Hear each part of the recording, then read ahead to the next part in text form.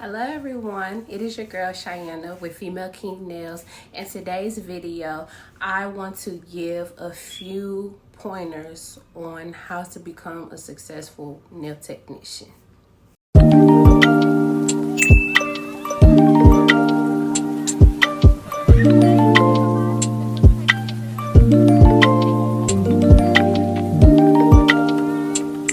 So as you may know, I've been doing nails for a few years. I live in St. Louis.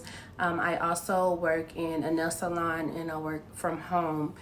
Really from time to time, I've mainly been in the nail salon, but I'm kind of going to venture back into doing both. And I want to be able to help ladies that are trying to venture off into nail techs and give you guys pointers on how to become a successful nail tech. And I'm going to give my insight, my pointers, what I experienced. And I'm going to give it to you guys. Hopefully you guys take this information, you run with it, and you grow from her. So let's get into the video today. So first things first, when I first started off doing nails, it was actually very hard for me to honestly catch or grasp the concept of doing nails, because nails is a very tedious career to have, and it's not the easiest thing to try to overcome, because sometimes you get a lot of backlash. You get hit with certain tasks to do that you feel like you can do it, but then you turn around and then it's just a little bit more difficult than usual. So my first tip to help any ladies out is get you a live canvas. I know in classes they'll give you hands and everything, but nothing beats having a live canvas. What I mean by having a live canvas is, actually having a client to work on their actual hands. I say live canvas. Having the practice hand is okay to have, but nothing beats actually having real natural nails to understand how to protect, treat, grow, how to maneuver everything, to design. Having a plastic hand is okay to have if you want to, play around, but to actually understand what you're dealing with, it's best to start off with having a live hand. And I know that some girls get nervous when it comes down to working on somebody's hand, but all you have to do is just take your time, be gentle, just move at a steady pace. Just believe in yourself, basically. So, if you doubt yourself, of course you're not going to get it. But if you believe that you're going to get it, you will get it. So just take your time when it comes down to actually working on a live canvas, because things may happen. You could cut someone, or sometimes acrylic doesn't hold as well. Your client could catch a fungus or some things like that. Take your time to do each step. Don't rush into it. Don't speed to try to get the concept of it down, because it's all going to come together for you. The next step to becoming a successful nail technician and growing your clientele is promote it. Even if it's at midnight, it's 1 in the morning, it's 1 in the evening, it's 8 at night, promote as much as possible. The more, even if nobody is liking it, sharing, viewing, or something like that, which everyone is always viewing something, you are your biggest promoter. So somebody's going to see it. Somebody would notice your work. And as they see you posting and promoting yourself, the inboxes to try to book appointments will most definitely come. Even if you could create, far wise is promoting, you could create videos, reels. You could do what I do. I like to create YouTube content videos and stuff like that, to try to not only give insight on nails, but also give a little insight on my life as well. It's just so many different ways that you could catch someone's eye that will want to give you a shot and want to, support your business and support your growth and everything that you're trying to start creating on your own as well. when I first started off, how I was promoting myself, I was going live. I was going live on Facebook. And the people, well, besides going live, how I got my live canvases to work on to try to promote myself is when I first started off, because back then when I started learning how to do nails, nobody really wanted to teach people how to do nails at that time. I mean, I know we had school, but like learning from a master type of nail technician, nobody was offering those type of opportunities to learn. Now everybody has classes, but we're not going to get to that. I was actually doing a lot of people for free. If you know, when I first started off, single bedroom apartment, just me and my baby. I had that little board table that I was working with.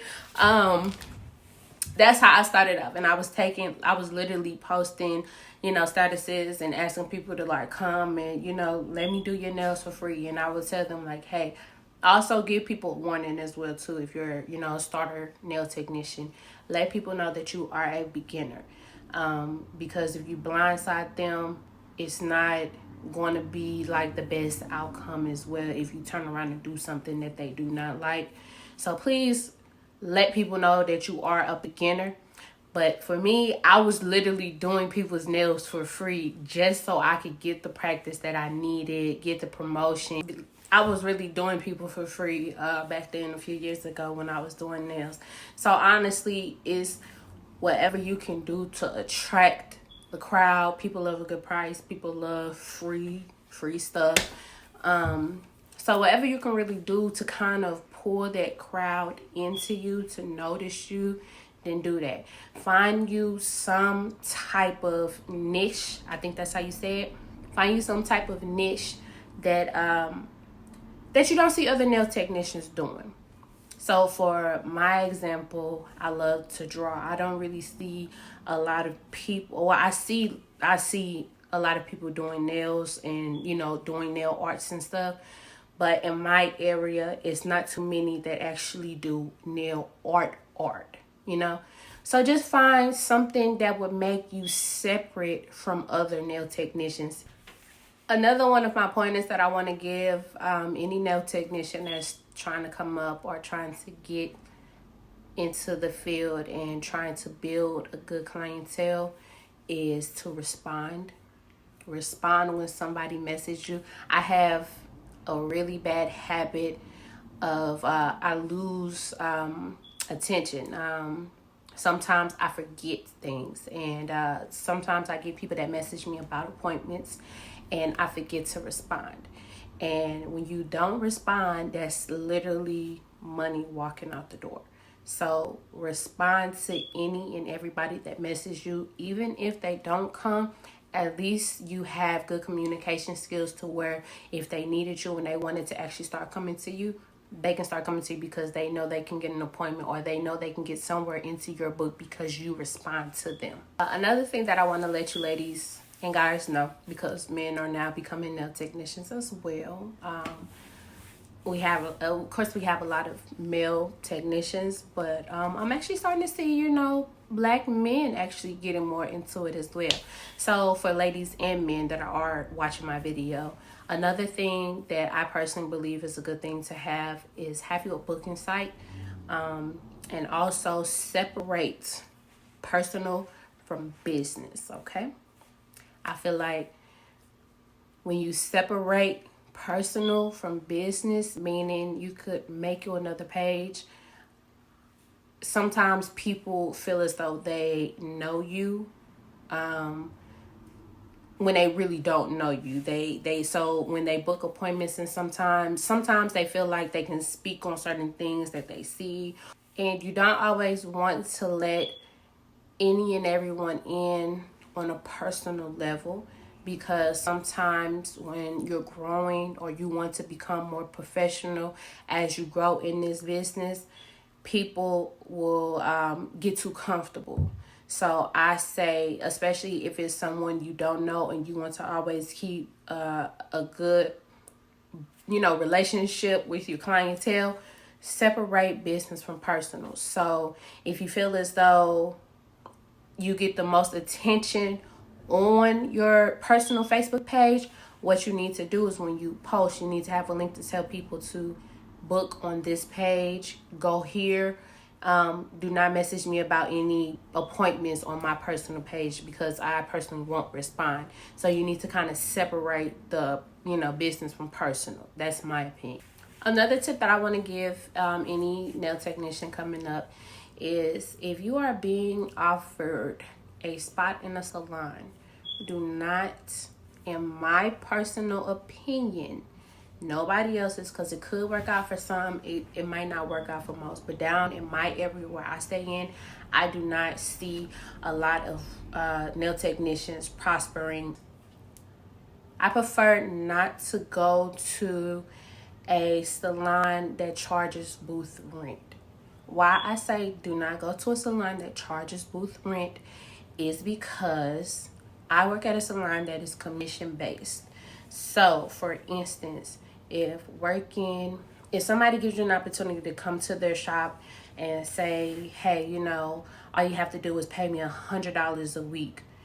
Okay, it sounds like a good idea, but once you actually get in there and clientele is not flowing how you would like it, you are losing about $400 a month paying somebody to be in their space and it doesn't go anywhere for you. Versus if you was to go to an actual nail salon and work in a shop, you get commission based. So say for instance, if you do have a booked schedule, clientele coming in and everything, or say for instance for starters, you want to actually get to meet people. Going to a salon is basically like a better fit for you because you get to meet random people or more people, not even being online. So I prefer go to a nail salon. And also when it comes down to far wise, it's like the pay being commission based in a nail salon, even if you have like a full book and none of those appointments come, and you're being in the nail salon and they take except walk-ins, you can always still make your money back, even if none of your appointments show like they're supposed to come. If they do like a no call, no show, I've experienced that multiple times, and I don't have a downfall to it because it's a lot of people that sometimes want to get their nails done, just on a humbug of like, oh, like, I need this done, so let me try to hurry up and find a shop. It's always opportunities. It's always money walking through the door. It's always somebody that will replace what you lost out.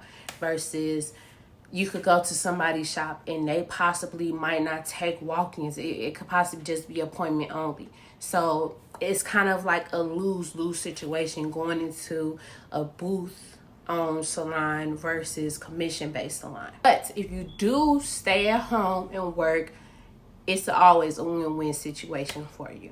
Well, I wouldn't technically say win. It's a win and a lose, but it's a higher win than it is a higher lose for you because everything that you make is yours. If you do the website, Farwise is booking appointments, take deposits. So either way it go, you are always making some type of commission no matter what the situation is. If you are at home, even if somebody, decides to not come, but you also do have like slow days being at home. So if you're somebody who wants to constantly keep making money, sometimes it might not be like that being at home, and you will have a better chance of having that being in a nail salon. Another thing I want to say, which I feel like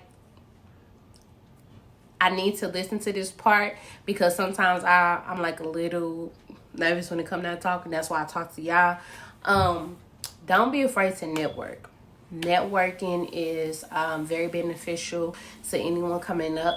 Create you some cards, create your flyer, or create you an e-flyer, any type of thing to where somebody will always have like some type of way to contact you, see your work, know of you.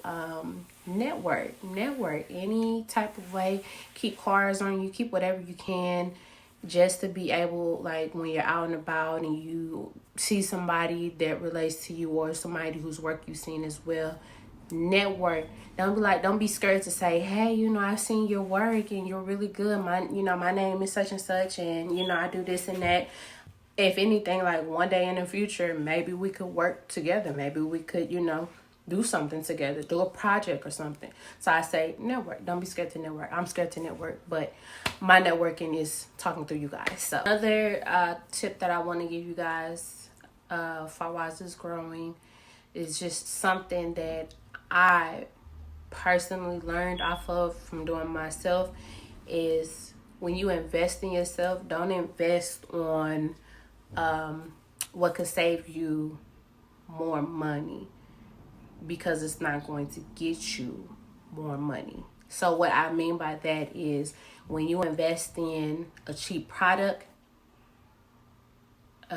when you invest in a cheap product, you get cheap results. You don't make the most money.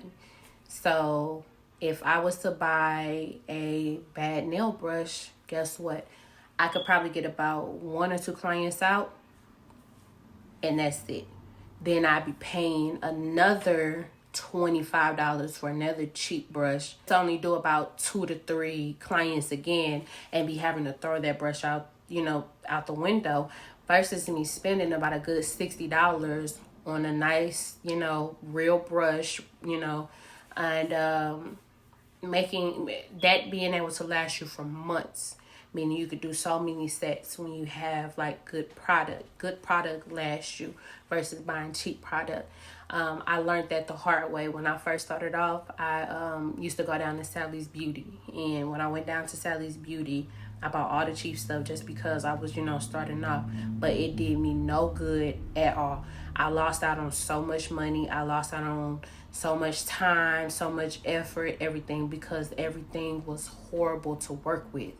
So if you can, invest in a higher dollar is honestly much better for your mental and for your your clientele, and growing and not having to stress about, oh my God, my brush just messed up on me, while you're working with a client. Now you're working with a messed up brush, or you're working with bad polish or something like that. So before I go, I'm hoping that a few of these tips will be able to help anybody that is really trying to grow their business, or especially for starter nail technicians. I experienced a lot of this. This is everything that I experienced, and I failed horribly from it. And then I turned it around and I did the complete opposite, to where now I don't have to stress myself out at all about clientele. People come, people go, people inbox me. I am in a place now from learning my experiences, and I'm happy, and I love being a nail technician, and I love where it's taken me so far. I've learned a lot. I've met a lot of people. All those failures led up to nothing but, greatness, success, and it was all worth it. It was all worth it to go through those type of experiences just to get to where I am now today. So I've been learning. Every little mistake that you make, you learn from it. And that's why I'm here to, kind of like help and guide, because I've been through it. I've been at the bottom of being a nail technician, and I've been at the highest of being a nail technician. And it's taught me a lot, and I love everything about it. So if there's anything that I can do to help any technician out there, I'm more than, I'm open. I'm an open book. So just do, if you need to inbox me or comment below, ask me questions. Trust me, I will respond. I see everything. So just let me know if you need help with anything. So if you are new here, don't forget to like and subscribe to my channel. Don't forget to click that notification button to stay notified whenever I make a new video. Like, comment below, share my video, do whatever you can just to get me up there, because I am an aspiring YouTuber. you know, trying to get up to the good old 600 subscribers. So any way possible that you guys can help, I would really appreciate it. I love you guys. I will see you guys on my next video. Bye.